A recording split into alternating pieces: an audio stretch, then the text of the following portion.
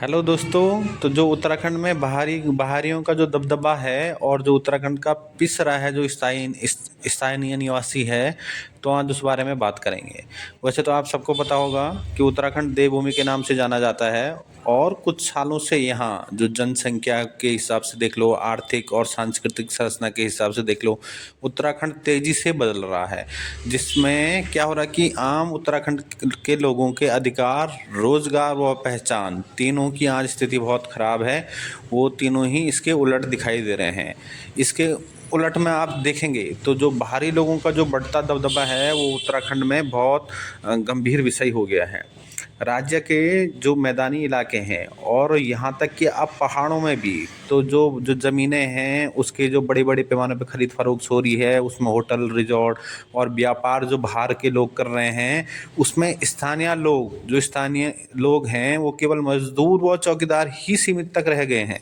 तो ये उत्तराखंड की आम जनता के लिए बहुत गंभीर विषय है। इस पे उत्तराखंड की जनता को सोचना चाहिए कि क्या कारण है कि उनकी जो जो गांव की भी ज़मीन है वो भी अब उनको मतलब उसे पाने के लिए भी उन्हें अब बहुत संघर्ष करना पड़ेगा, क्योंकि वहाँ बाहरी लोगों का कब्जा हो चुका होगा। कि जब तक ये उत्तराखंडी सो रखा है बाहर, देहरादून और हरिद्वार, नैनीताल, इस तरीके से जो सिटी में आधा देहरादून घूम आधा पहाड़ जो बसा हुआ है, जब तक ये अपनी ज़मीन तक पहुँचेंगे तब तक वहाँ कब्जा हो चुका होगा। अगर आप उत्तराखंड में देखेंगे 2003 या 2000 के बाद देखेंगे कि कितनी स्पीड में जो उत्तराखंड के पहाड़ हैं वहाँ वहाँ का जो लोकल लोग है वहाँ से बाहर गया है और बाहर वाले लोग वहाँ पे बसे हुए हैं। तो ये तो आने वाले टाइम के लिए खतरा ही है, बहुत बड़ा खतरा है ये पहाड़ियों के लिए।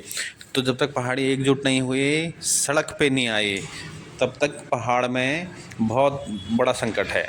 तो जो खेती की ज़मीन उत्तराखंड में देखो, खेती की ज़मीन बिक रही है, जंगल बिक रहे हैं, गांव-गांव खाली हो गए, बाहर के लोग शहरों की तरफ, उत्तराखंड के लोग शहरों की तरफ चले गए, शहर वाले अब पहाड़ों की तरफ जा रहे हैं। उन्होंने अपने अपने रिजॉर्ट बना लिए, होटल बना लिए और वहाँ नौकरी पे किसको रखा है?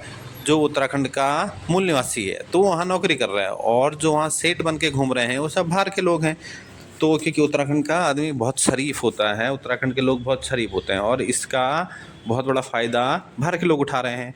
और जो दूसरा जो कारण है उत्तराखंड में वो है बेरोज़गारी। और बेरोज़गारी के चलते उत्तराखंड में पलायन बढ़ रहा है, क्योंकि वहाँ पहाड़ों में रोज़गार है नहीं। पहाड़ में युवा क्या करेगा? क्योंकि वहाँ रोज़गार नहीं है, वहाँ गाड़ी की व्यवस्था ही नहीं है, वहाँ हॉस्पिटल नहीं है और शिक्षा नहीं है। तो पहाड़ में पहाड़ी रहे भी कैसे? ये बहुत बड़ी समस्या है पहाड़ियों के लिए। तो अब वो तो दोनों तरफ से पिस रहा है। शहर में तो उसका कहीं कुछ है ही नहीं, वजूद ही नहीं है, और पहाड़ में तो वो रोजगार ही नहीं है। तो वो दोनों तरफ से मर रहा है उत्तराखंड का पहाड़ी। और इसके बाद भी पहाड़ियों पे अकल नहीं आ रही है, वो एक नहीं हो रहे हैं, वो एकजुट नहीं हो रहे हैं। अगर एक टाइम पहाड़ी एकजुट हो जाए, केवल एक बार हो जाए, तो केंद्र की सत्ता भी हिल जाएगी। सबको पता चल जाएगा कि अब पहाड़ी जाग चुका है, वो अपने हितों की रक्षा कर रहा है, अपने हितों की रक्षा के लिए आ रहा है। और हमें गढ़वाली और कुमाऊं में लाया जाता है। बोलते हैं, गढ़वाली में बोलते हैं कि कुमाऊनी ऐसे हैं, कुमाऊनी बोलते हैं गढ़वाली ऐसे हैं, और दोनों में ही ये फायदा उठा रहे हैं नेता लोग।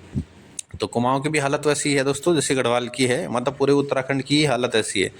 तो अभी एक चीज़ जो सुनने में आई है, जो मुख्यमंत्री जी ने कहा है कि जो हरिद्वार है इसके कुछ घाट जिसमें बाहरी लोग नहीं आ पाएंगे, दूसरे धर्म के लोग नहीं जा पाएंगे, ये उनका फैसला बहुत अच्छा है, लेकिन काफ़ी देर से आया। और ये सिर्फ हरिद्वार के लिए ही नहीं, ऋषिकेश के लिए भी होना चाहिए। और जो हमारे चार धाम हैं इनके लगभग 100 किलोमीटर का रेडियस इसमें होना चाहिए कि 100 किलोमीटर तक कोई बाहर के लोग जो दूसरे उस समुदाय से विशेष से आते हैं वो वहाँ पे ना रहें। क्योंकि आज भी देखेंगे आप तो जो गांव से गांव जो पहाड़ी है वो अपने गांव छोड़ के शहर में आया, लेकिन यहाँ से बिजनौर से, यहाँ से दूसरे जो कोई डिस्ट्रिक्ट से, बिहार से, वो वहाँ काम करने जा रखा है। तो वो गढ़वाल में काम कर रहा है। तो वो क्यों कर रहा है? उसके पीछे भी बहुत बड़ा कारण है। जो गढ़वाल की बेटियां भी बहुत सारी गायब हो रही हैं, उनको फंसाया जा रहा है, लव जिहाद का शिकार बनाया जा रहा है, क्योंकि वो बहुत सीधी सादी भोली भाली होती हैं। उनको नहीं पता होता है कि बाहर के लोग इतने षड्यंत्रकारी होते हैं, और वो चंगुल में फंस जाते हैं, और जिस कारण भी उत्तराखंड में काफ़ी स्थिति खराब हो रही है। तो बहुत जल्दी सोचने का अब ज़्यादा समय नहीं है दोस्तों। अब हमें एकजुट होना पड़ेगा, और जब हम एकजुट होंगे, और उत्तराखंड में हमें एक उत्तराखंड की ही एक थर्ड फ्रंट हमें खोलना चाहिए, एक तीसरी पार्टी बनानी चाहिए। और नहीं तो आप यूकेडी को समर्थन दे सकते हैं। यूकेडी ने भी जब उत्तराखंड अलग हुआ था तो बहुत काम किया था यूकेडी ने। लेकिन उसके बाद उत्तराखंड के लोगों ने यूकेडी को ही साइड कर दिया। तो लगा लो कितने बड़े दोगले हैं हम लोग।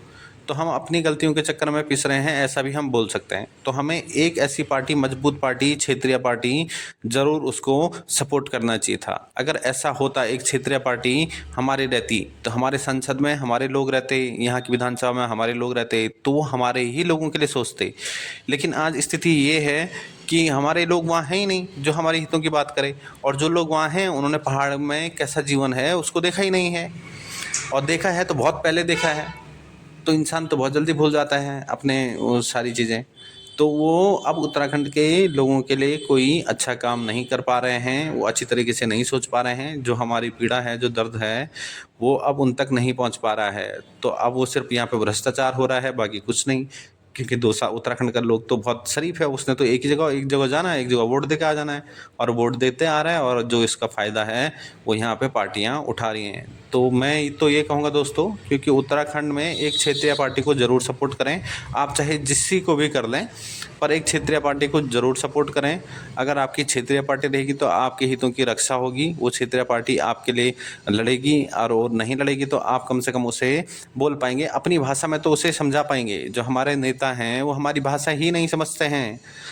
अगर कोई उनसे गढ़वाली में जाके कुछ बोल दे तो उनको नहीं पता है। आधे से ज़्यादा नेता तो जिनको नहीं पता है कि गढ़वाल के लोग किस तरीके से, क्या उनकी भाषा है और किस तरीके से वो बात करते हैं, कितने वो शर्मिले मिजाज के होते हैं, और मतलब वो सहने वाले लोग होते हैं, और वो सही रहा है।